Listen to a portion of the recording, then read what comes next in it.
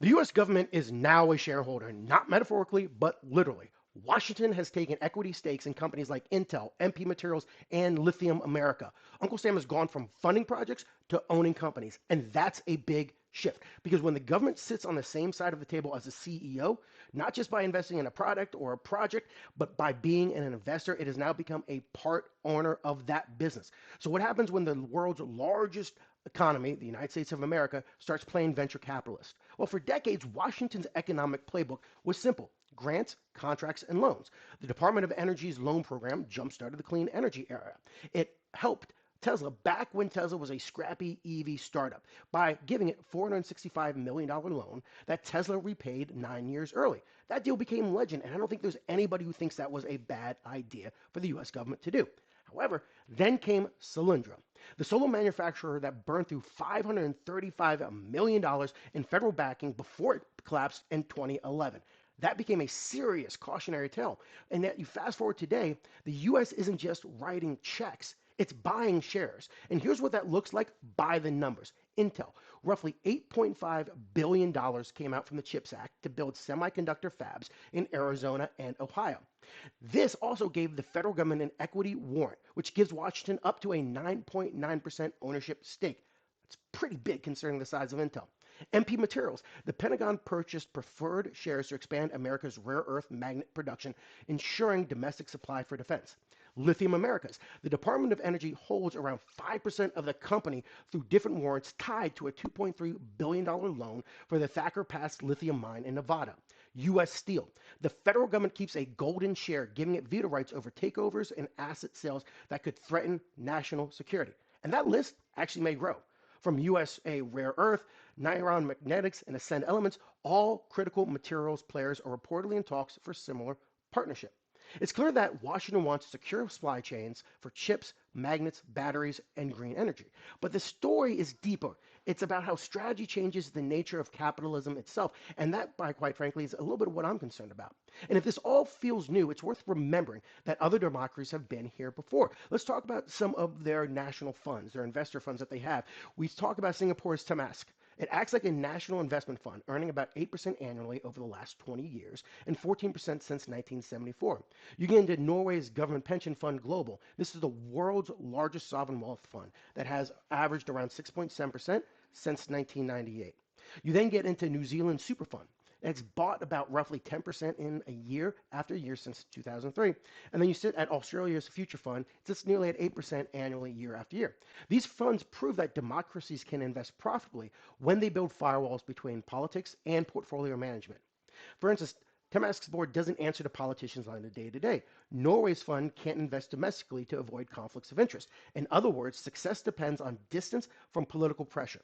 And before you think this is a complete reinvention of the United States government, consider the SBIR program, the Small Business Innovation Research Program. Every year, it pumps billions into early stage American companies. In 2021, SIPR alone handed out about $3.5 billion to small businesses, plus another half billion through their STTR program, its sister program for research partnerships. That's seed capital for startups in everything from quantum computing to biotech to advanced materials. The difference now is that the government is moving beyond research grants and into ownership stakes. This is big. It's not just sponsoring innovation anymore, it's buying a piece of it. And that's where the problem comes in and the concern. Ownership often comes with influence.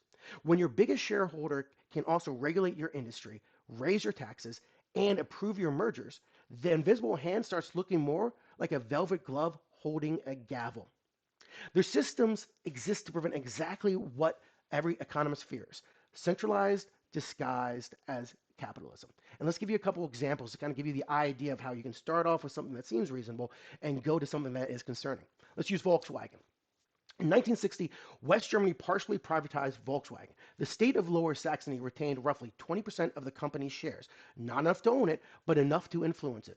The Volkswagen Act required 80% shareholder approval for major corporate decisions. This gave Lower Saxony an effective veto power over mergers, takeovers, and changes. For decades, the company remained technically private, listed on public exchanges, and profitable. Yet the state quietly shaped strategic direction, who could buy shares, which plants stayed open, even labor policies. That veto power, by the way, still exists today.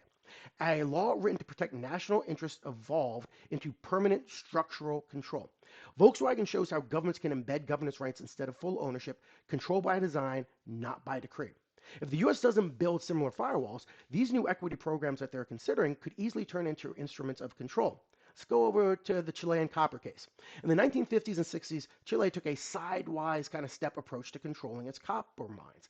Then they were mostly operated by US firms like Anaconda and Kennecott.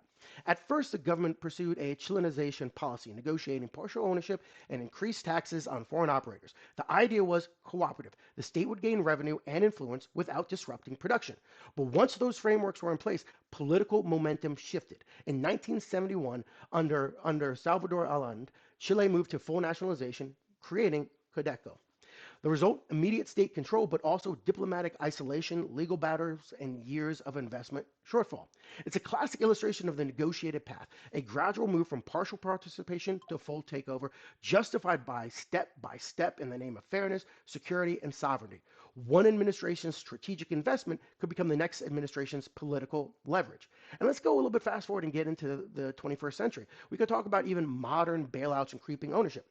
So the 2008 financial crisis offers a modern playbook. And let's look at the UK. In the UK, the government first extended loans and liquidity guarantees to failing banks like Northern Rock and Royal Bank of Scotland. When those didn't stabilize the system, it converted those loans into equity stakes, eventually owning 84% of the Royal Bank of Scotland. The government repeatedly described it as temporary, yet it took more than 15 years for the state to unwind those holdings. Even when share sales began, policy influence lingered. Executive pay caps, lending mandates, and political oversight of major strategic decisions. It started out as a rescue. It became a partnership and ended up as a quasi-national control, which, to be honest, is the modern democratic version of that same slow drift.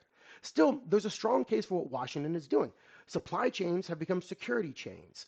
The pandemic, trade wars, and global rivalries showed that relying on foreign production, especially from geopolitical rivals, is a risk that the United States can't afford. Owning part of key industries gives that country leverage, gives the United States leverage, resilience, and a long-term return. If it works, we're going to see faster industrial bailouts.